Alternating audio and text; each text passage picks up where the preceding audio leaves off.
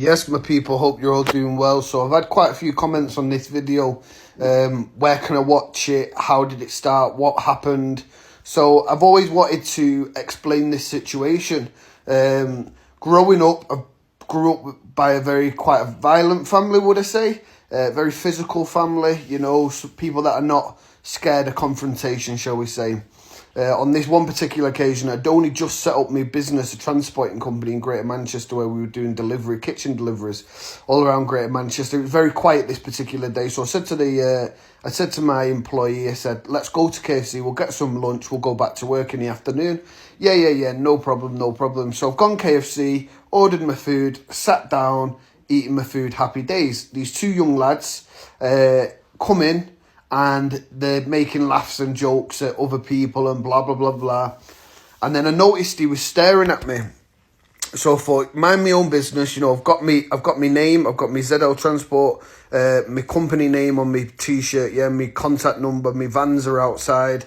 So I wasn't looking for arguments or a fight or anything like that. So I kept trying to mind my own business, and I was just keeping my head down, eating my food. But then every time I glanced up, I was seeing that this guy was proper staring at me, yeah? So I just said, are you all right, pal? Like that to him. He goes, yeah, are you? What you looking at? Now, I'm telling you this now, facts, yeah? I was eating my food like this, and then I'd glance up like that, yeah? So I clocked him staring at me. I wasn't staring at him. He was staring at me. So I said, what's your problem, pal? And then he's like, who are you staring at? Who are you staring at? So I stood up, I said, what's your fucking problem? Because at this point, I am getting irate, yeah, I can't lie. I'm like, what's your fucking problem? He goes, sit back down before I wet you. So I said, you'll do what? So walks over to him, I get into his face, and then he kind of tries pushing me back, puts his hands in his pocket, pulls out this 12-inch knife, a flick knife. Now, growing up as a kid, I've done a lot of open-handed combat, yeah? I've done a lot of MMA, I've done a lot of self-defense, jiu-jitsu, all that sort of stuff, yeah? So, and I'm not somebody that will shy away from a confrontation. So as he pulls the knife out, it was fight or flight mode for me. I thought, I'm going to either die or somebody's going to die today. So one thing led to another. I can't really incriminate myself, but I popped him in the nose, popped him around the head. I kind of like did a jiu-jitsu body slam on the floor, choked him out till he was fast asleep, took the knife off him, put the knife at the side, let him wake up.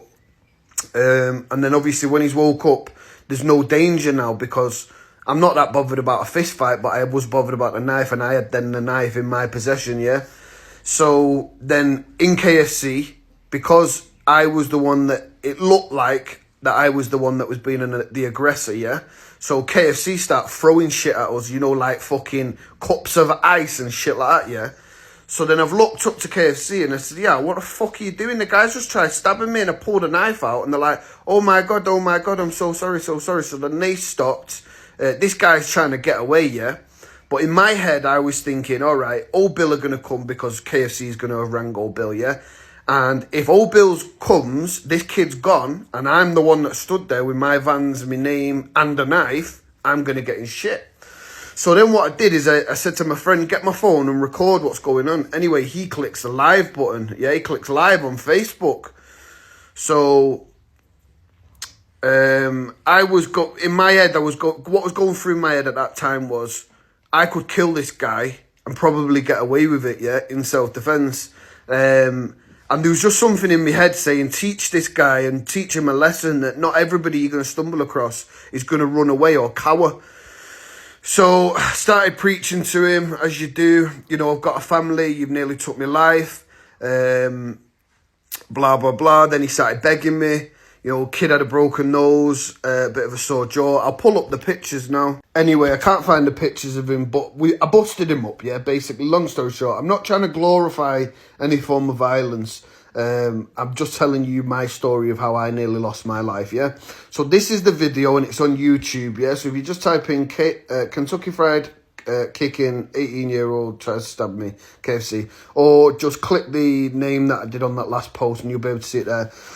So anyway, so once I got the knife off him, And I was recorded. Yeah, I was recording it. The guy tried to get away, and obviously I couldn't let him get away because if I knew that KFC rang all bill, yeah, and I know that there's not a statement in this country with my signature on it, right? So although I was trying to do the right thing, I'm not gonna go singing like a canary, yeah. So I needed that video evidence for myself to protect myself. And obviously, if the old bill would have turned up, and then this kid's gone and I'm there stood with a knife, yeah, I'm gonna get fucked for it. So anyway, we pinned him down. I pinned him down. Some guy from the fucking drive-through comes in, tries help him pin the kid down, yeah. And you can see the full video on YouTube. Like I say, it's there, yeah. Now, I was 19.5 stone at the time, very, very unfit, so that's why you'll hear the panting. This went on for about 7 minutes, yeah.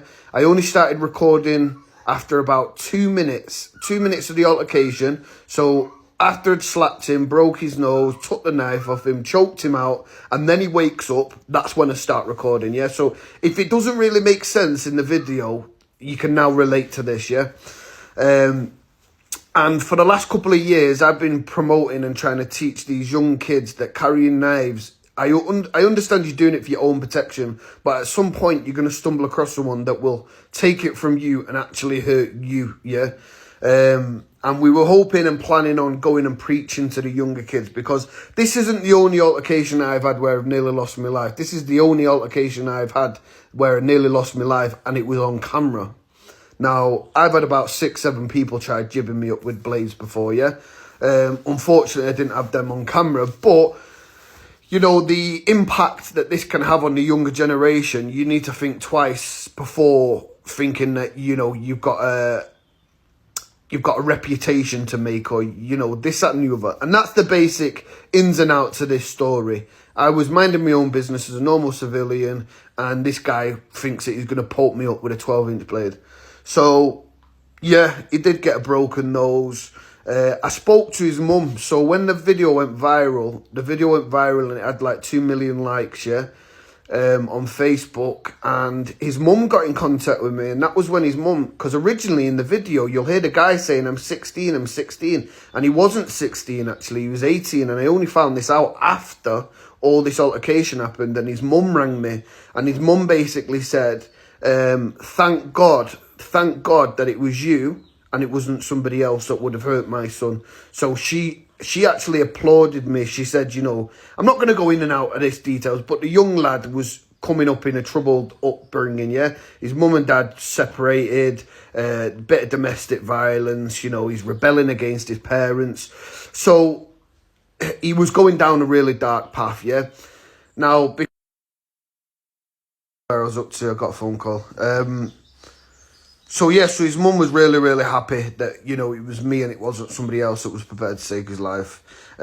Now, because of the history I have and my family have with the police, I did ask the police for an update. I wanted to know whether the guy's like changed his tune or whatever. But basically, because I didn't cooperate with them, he could only get done for possession of a bladed article in a public place, which I think it was his second time being caught for that. Now, people will say to me, why didn't you put a statement in? Why didn't you do the right thing and blah, blah, blah?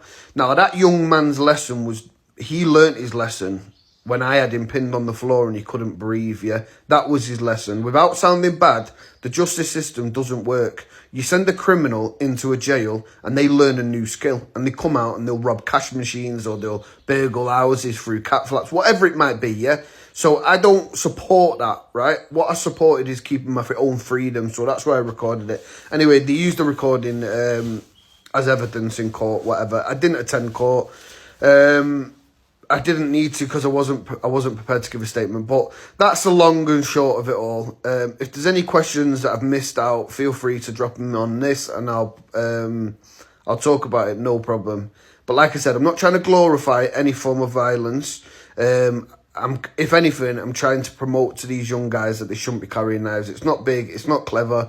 One person loses a life, but their whole family have to take the consequence. The whole family are devastated from losses or people going to jail. So, think twice. Gangsters don't carry knives. Gangsters don't use knives. Gangsters use the real fists. Trust me when I tell you.